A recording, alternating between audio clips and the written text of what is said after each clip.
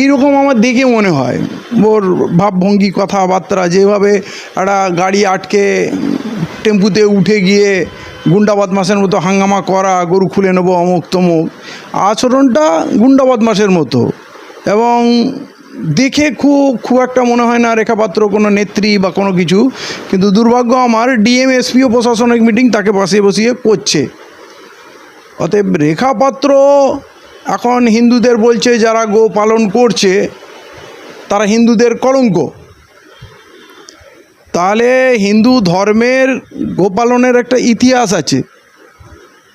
কৃষ্ণের সঙ্গেও দেখবেন গরুর একটা সম্পর্ক আছে। কৃষ্ণ যে মালাই খেত, চুরি করে করে মাখন খেত, তাই তো না কানাইয়া? কিসের মাখন খেত, কিসের দুধ খেত? গরুর তো। এবং তার বহু ছবিতে দেখবেন কৃষ্ণ আর গরু একসঙ্গে পাওয়া গেছে। অতএব কৃষ্ণর মা বা কৃষ্ণর বাড়ির লোক নিশ্চয়ই গরু পালন করত। তো তারাও কি কলঙ্কিত ছিল? আসলে এই অশিক্ষিত মানুষ যখন মুখ খুলবে না, এরকম বিপদ হবে। আমি মনে করি যতগুলো পশু আছে তার মধ্যে গরু হচ্ছে সবথেকে উপকারী গৃহপালিত পশু। এর থেকে বেশি উপকার মনে হয় আমরা আর অন্য কোনো পশু থেকে পাই না। এবং ছোটোবেলা থেকে গরুর রচনা থেকে আরম্ভ করে গরুর উপরে আমরা অনেক পড়াশোনা করেছি। এবং সমস্ত ধর্মের মানুষের কাছে গরু পবিত্র। আমাদের মুসলমানরা যেমন আমরা কোরবানিতে জবা করি, আমাদের কাছে ওটা পবিত্র এবং পাক জানোয়ার, যার দুগ্ধ থেকে আরম্ভ করে মাংস সবটাই আমাদের পক্ষে বৈধ, জায়েজ, হালাল। আবার হিন্দু ধর্মের কাছেও গরু পবিত্র। একসময় ব্রাহ্মণরা, আর্যরা প্রচুর গরু খেত এবং কখনো হয়তো গরুর সংখ্যা কমে যাওয়ার কারণে হয়তো গরুর উপরে খাদ্য হিসাবে বিধিনিষেধ করা হয়েছে। কিন্তু গরু পালন করাটা কলঙ্ক, মানে যারা গরু পালন করে বা গরু বিক্রি করে, এইটা রেখাপাত্রই বলবে আর বিজেপি উত্তর দেবে। মানে তারা হিন্দু সমাজের যারা ঘোষ, দাস, এরকম বিশিষ্ট কিছু সম্প্রদায় আছে যারা গরুর উপরেই তাদের জীবন জীবিকা নিকৃষ্ট করে। তো আজ তাদেরকে নিকৃষ্ট মনে হচ্ছে, কলঙ্ক মনে হচ্ছে। ভোট চাওয়ার সময় তাদের নিকৃষ্ট মনে হয়নি, কলঙ্কিত মনে হয়নি। রেখাপাত্র আগামী দিনে এই সমাজ থেকেই উত্তর পেয়ে যাবে।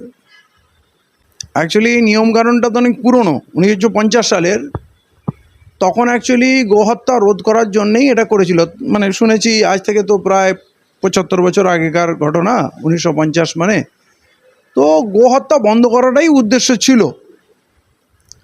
তার জন্য বলা হয়েছিল 14 বছরের বেশি বয়স্ক গরু যারা অচল, রুগ্ন, বাচ্চা দেয় না, দুধ দেয় না, তাদেরকে হত্যা করা যাবে, আর না হলে তার নিচে হত্যা করা যাবে না। এবারে বিষয় হলো,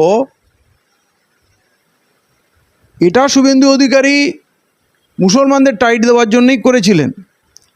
কিন্তু এখন শুভেন্দু অধিকারী মুখ্যমন্ত্রী নিজে টাইট হয়ে গেছে। কারণ উনি বুঝতে পারেনি যে মুসলমানরা এইরকম এক কথায় একদিনে সিদ্ধান্ত নিয়ে পুরো বাংলা বলে দেবে যে না আমরা গরু খাবোই না। খালি কোরবানি না, আপনি গোহত্যা নিষিদ্ধ করুন, বিদেশে রপ্তানি নিষিদ্ধ করুন এবং গরুকে জাতীয় পশু আপনারা ঘোষণা করেন এবং গোহত্যা হবেই না। মানে গোরক্ষক বাহিনী আমরা বহু শুনেছি, কিন্তু পুরো মুসলিম সমাজ, মুসলিম ওলামা যে এত বড় গোরক্ষক হয়ে যাবে, এইটা শুভেন্দু অধিকারী কল্পনা করেনি। এক চালে কিন্তু শুভেন্দু অধিকারীর পুরো খেলা, ওর পাশা পুরো উল্টে গেছে। এবং এখন হিন্দুরা যেহেতু বেশিরভাগ গরু পালন করে, তারা পুরো বছর অপেক্ষা করে এই সময়টা গরুটা ভালো দামে বিক্রি করে তার সংসারের সমৃদ্ধি ঘটাবে, আর্থিক দুরবস্থা দূর করবে এবং তার প্রয়োজন মেটাবে। সেইখানে লক্ষ লক্ষ হিন্দু সমাজের মানুষ বিপদে পড়ে গেছে। কোথাও না কোথাও তার রোষানলে শুভেন্দু অধিকারী পড়বে এবং সেইটাকে ধামাচাপা দিতে এখন আবল তাবল কাজ করছে। কখন বলছি ইমাম মসজিদদের মাইনে তুলে দিলাম, ভাবলো এইটা দিয়ে একটুকুনি শাক দিয়ে মাছ ঢাকবো। কখনো বলছে রাস্তায় নামাজ হবে না, চলো মেনে নিলাম, পড়বো না।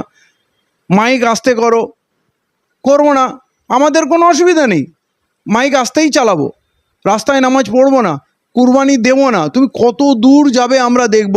কিন্তু এখন এই নাবালক মুখ্যমন্ত্রী, অবুঝ মুখ্যমন্ত্রী চরম বিপদে পড়েছে। কারণ ও তো নিজে কিছু বোঝে না, ওকে অমিত শাহ ওইখান থেকে বলে দেয় আর টুকরো করে ওই সবগুলো রোজ একটা করে ঘোষণা দেয়। হ্যাঁ, নতুন নতুন জিনিস নিয়ে আসছে। এখন বলছে এয়ারপোর্ট থেকে মসজিদ সরিয়ে দেবো। ঠিক আছে, যদি দেশের উন্নতিতে, সমৃদ্ধিতে যদি আমার মসজিদটা ওখান থেকে সরিয়ে নিলে দেশের কিছু উপকার হয় আমরা সেটাও করে নেব। জিদাজিদির কোনো ব্যাপার নেই, আমরা কিন্তু দেখতে চাই। দেখুন, মূল বিষয় হচ্ছে মুসলমানদের পিছনে লেগে ও ভাবছে মুসলমানরা ব্যাপক ক্ষোভে ফেটে পড়বে, রাস্তায় নামবে, পুলিশ পিটাবে। হিন্দুদের যে ভয়ঙ্কর ক্ষতি হয়ে যাচ্ছে সেইটা থেকে নজর সরিয়ে দেওয়ার জন্য আসলে শুভেন্দুর এইটা প্রোগ্রাম। তা নাহলে তড়িঘড়ি এই বুলডোজার নিয়ে ঘোরার কোনো প্রয়োজন ছিল না। এই সব তাণ্ডব কিন্তু ওই একটাই লক্ষ্য রেখে, ও কিছু করবে না, ওর কিছু করার নেই। যেমন তাইমুরুল্লাহ নাদির শাহ ভারতবর্ষ লুট করতে এসেছিল, এই বিজেপিও বাংলাটাকে লুটতে এসছে। আর এরা ওই হিন্দু মুসলমান করে জিনিসটাকে গুলিয়ে দেওয়ার চেষ্টা করছে, আর কিছু না। দেখেন, পুরো বাংলার এবং পুরো দেশের শীর্ষ ওলামারা যখন একটা সিদ্ধান্ত নিয়েছেন, সেই সিদ্ধান্তকে পালন করতে হবে। এই দেশে গরু নিয়ে রাজনীতি বহুকাল হচ্ছে, হিংসা, এই নিয়ে দাঙ্গা হাঙ্গামা, এবং বিজেপি সরকার প্রতি পদক্ষেপে গণ্ডগোল লাগানোর একটা সুযোগ খুঁজে বেড়াচ্ছে। তাতে ওলামারা যদি নিষেধ করে তাহলে আমরা চোখ বন্ধ করে সবাই সেইটা মেনে নিয়েছি যে আমরা গরু কুরবানি দেব না। এমনকি এটাও সিদ্ধান্ত আমরা গরু আর খাবোই না। খালি কুরবানি না, আমরা গরু এমনি সময়ও খাবো না, এবং দাবি জানানো হচ্ছে গো হত্যা নিষিদ্ধ করা হোক, যেটা অলরেডি দেশে আইন আছে। এবং ওই বড় বড় স্লটার হাউস যে গরুকে হত্যা করে, ওরা তো কোরবানি দেয় না, ওরা হত্যা করে, এবং বিদেশে যে মাংস রপ্তানি করছে সেটাও করা যাবে না। এবারে গরুকে কি করে রক্ষা করতে হয় সেটা হিন্দুদের নয়, বিজেপি, বজরং দল, বিশ্ব হিন্দু পরিষদকে না, মুসলমানরা দায়িত্ব দিয়ে এবারে দেখিয়ে দেবে যে গোহত্যা কী করে বন্ধ করা যায়। গরু নিয়ে রাজনীতি করবে আর গরুকে বেচে তোমরা খাবে, এইটা হবে না। এই দু নম্বরই কারবার এইবারে চলবে না। অতএব এই যে বিষয়টা, যারা বলছে যে না গরু কোরবানি হবে, অসুবিধা নেই, আমি বলবো তারা হয় অশিক্ষিত মূর্খ, নয় দালাল। তারা মুসলিম সমাজের ইউনিটি নষ্ট করার চেষ্টা করছে। আমরা আমাদের মুসলিম সমাজের ইউনিটি, যে আমরা ইউনাইটেড, আমাদের ওলামার নেতৃত্বে একটা আদেশে আমরা যে এক কথায় বাক্য মেনে নেব এবং আমাদের একটা ইউনিটির মেসেজ দেওয়া, এবং ওই যে নোংরা রাজনীতি, গরুর নাম, গোমাতা সেন্টিমেন্ট নিয়ে যে মুসলমানদের নিয়ে ছেলেখেলা করা, কাউকে হ্যারাসমেন্ট করা, রাস্তায় মারা, বা কে মাংস নিয়ে যাচ্ছে, কে চামড়া নিয়ে যাচ্ছে, সেই নিয়ে দাঙ্গা লাগাবে, আমরা সুযোগই দেব না। অতএব আমি বলবো মুসলমানদের উচিত গোহত্যা না করা, কুরবানি না দেওয়া। এবং আমি বলবো এরপরে যদি কেউ গাজুয়ারি করে কোরবানি করে, আমি ডেফিনেটলি বলছি তারা 14 বছরের বেশি পুরনো গরুর সার্টিফিকেট জোগাড় করতে পারবে না, স্লটার হাউসে 5টা স্লটার হাউস যেতে পারবে না।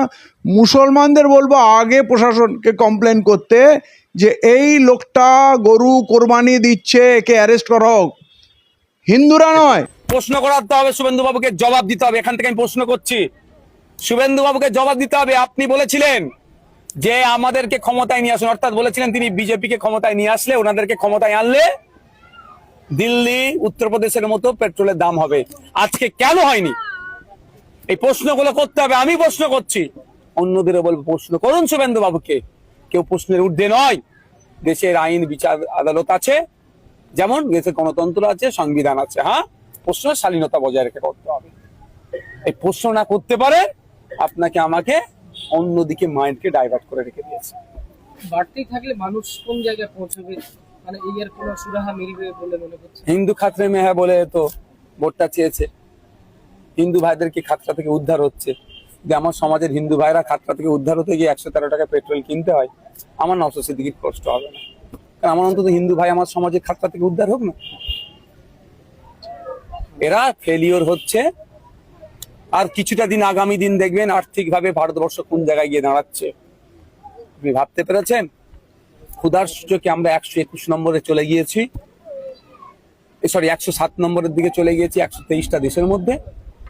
2014 সালে যেখানে 50-55তে ছিলাম আমরা, ক্ষুধার সংখ্যা বেড়ে যাচ্ছে ভারতবর্ষে, তা নিয়ে কোনো চর্চা নেই। কে কত বড় হিন্দু, কে কত বড় মুসলমান, এই নিয়ে চর্চা হচ্ছে। কিন্তু কত হিন্দু মুসলমান সারা রাত না খেয়ে ঘুমাচ্ছে, দিনে একবেলা খেতে পাচ্ছে না, তা নিয়ে আমরা চর্চা করছি না। এত বড় আমরা ধার্মিক হয়ে গেছি। এই ধার্মিক মানে বক ধার্মিক বানাচ্ছে বিজেপি। ওর ট্যাপে আমরা যদি পড়ি, ধ্বংস ছাড়া আর ভালো কিছু হবে না। বহু পুরনো মসজিদ, এয়ারপোর্টে, যেটা এয়ারপোর্ট হওয়ার আগে পর্যন্ত ওই মসজিদ থাকে ওই জায়গায়, সেই মসজিদ নিয়ে এখন কথা তুলেছে শুভেন্দু অধিকারী। মসজিদ ওখান থেকে, আরে ভাই, এদের ইস্যু তো নাই। এরা প্রতিশ্রুতি কি দিয়েছিল?